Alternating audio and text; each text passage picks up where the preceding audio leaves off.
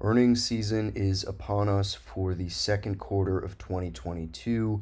On July 18th, Palantir announced that its second quarter earnings release and webcast will be happening on August 8th of 2022. So what does this mean? Well, basically, Palantir puts out its earnings report prior to the open of the market, and then Palantir will host its conference call starting around 8 a.m. Eastern Time on August 8th. And you can register. I'll leave the link in the description by filling out this form. And for the rest of the video, we will be talking about the shareholder Q&A powered by Say Technologies. So here we have some of the questions. Let me just reload. I have submitted my 3 questions. Any shareholder who verifies through Say with their brokerage is eligible to submit up to 3 questions, and you can vote on any question along the way. Search through top voted, most shares, newest, anything like that. So let's just take a quick look. And I just also wanted to mention, by the way, that Palantir usually chooses questions independent of how many votes they get.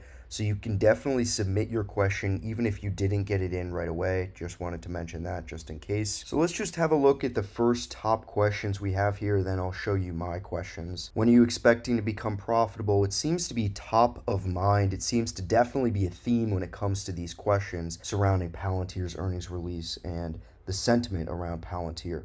Does Palantir have any future plans for consumer products? This is something I had asked Palantir around B2C, but it really seems they're focused on their core products. I don't expect anything different to be announced here. Long-term bag holder, what is your 10-year plan for the future? This is something that I had submitted last time around. I'm looking for a master plan from Palantir, not because I don't think they can execute in the medium term, but because I think it's really helpful not only around recruiting, but around building out an investor base where you can lay out certain milestones for the company to achieve. And I just don't think, I've been saying this many quarters going back a year, maybe even more, that Palantir's long-term guidance of 30% is enough of guidance. I really think they should be doing more to share not just the financials, but what's going to be happening, what are they really pushing for on the product side. We've gotten a lot of that in interviews, just nothing concrete and written out and put in a blog post. And Palantir has a blog, but I think there is something they could do there. Are there any projects you are working on that might make Palantir a household name, sort of along the same lines as the consumer product?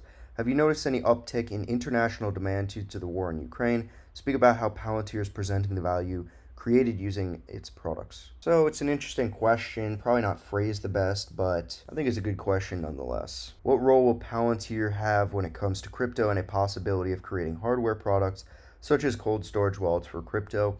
I think that would be super cool, but definitely don't think that's something Palantir is going to get into. It seems like that's what some top questions are. I do like this one. How will management control the share dilution rate? Insight on that would be awesome. But if you just search for my name, you'll be able to see my questions. They do not appear to be at the top of the stack, which is totally fine, but I just want to share with you what I'm thinking. So I would love to know, how is Palantir progressing with its long-term gross margin and operating margin targets on the path to GAAP profitability? If you've been following my series around the Palantir valuation model, this is very helpful inputs in terms of what Palantir is expecting to be possible for the financial power of the company. More input around this would be absolutely awesome. And does a potential recession have any bearing on Palantir's hiring spending plans? Some people were saying how hypotheticals are not helpful questions, especially when it comes to an earnings release. A hypothetical doesn't really help at all. And I agree with that to some degree. However, I think it's not really a hypothetical at this point. The only reason I put the word potential in there is because it hasn't actually been confirmed at this point, but we know there's economic slowdown. We know there's going to likely continue to be economic slowdown. That's the whole point of the Federal Reserve raising interest rates across the whole economy, right? Other economies as well. So I'm just wondering, we've seen Palantir, I did a video on this, hiring through this period. I'm just wondering if they're seeing any need to slow down on that hiring, pause that hiring, change any spending plans. We know Palantir's a software company and they're working with some of the best and most secure institutions in the world, so they don't necessarily have to worry about a minor recession. However, I would like to hear anything if they have anything to say there. And then finally, I say, can you provide an updated figure on Palantir's total addressable market, or TAM, with the expansion of product categories since the S1? So Palantir filed its S1 in the second half of 2020 before its direct listing. And since then, Palantir has really developed its core products even more.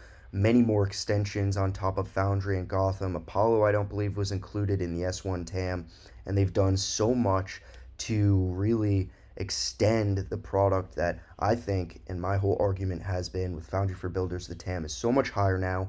If Palantir could address that, that would be awesome to see, because I think they could do it in a fairly accurate way. So these are my 3 questions. I'll leave the link in the description. You can submit your questions as long as you're a day ahead of the earnings release. August 7th, they are due at 8 a.m. Eastern Time. So I hope this was helpful. Much more earnings coverage coming. Until next time.